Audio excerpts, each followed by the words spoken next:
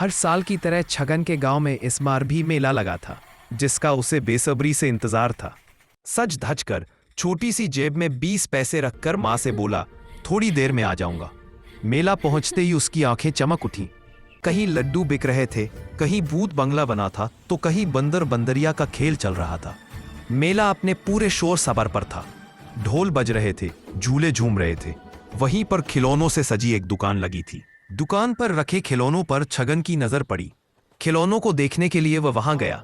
दुकान पर रखे खिलौनों को देर तक घूरने के बाद उसकी नजर पास रखे एक चिराग पर पड़ी। चिराग को देर तक देखने के बाद उसे वह चिराग बहुत पसंद आया। छगन ने चिराग उठाया और जेब से कुछ पैसे निकालकर मालिक को थमा दिए।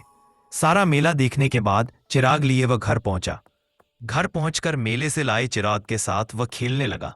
खेलने के दौरान छगन का हाथ चिराग पर पड़ा और झट से चिराग से एक जीनी निकला।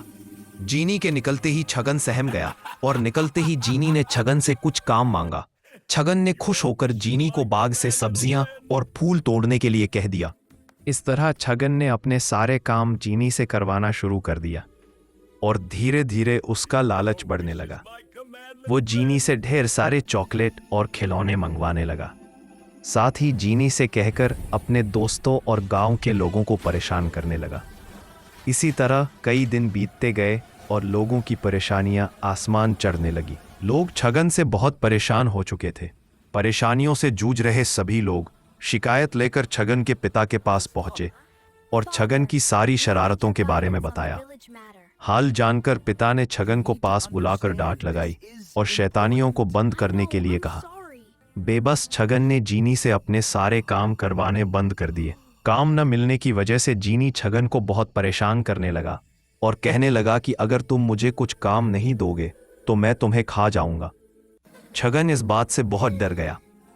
डरा और सहमा हुआ छगन दुखी होकर अपने पिता के पास गया और सारी बात बताई। छगन के पिता ने छगन को एक तरकीब बताकर जीनी के पास भेज दिया। तब छगन जीनी के पास गया और उसे काम देने के लिए समुद्र के किनारे ले गया और वहां पहले से ही समुद्र से कुछ दूरी पर छोटी छोटी लड़कियां छगन के पिता ने रख दी थीं।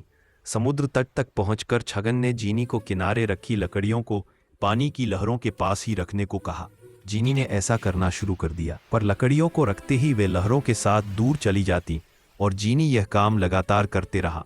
इस तरह छगन ने जीनी से छुटकारा पा लिया और फिर से खुशी खुशी रहने लगा।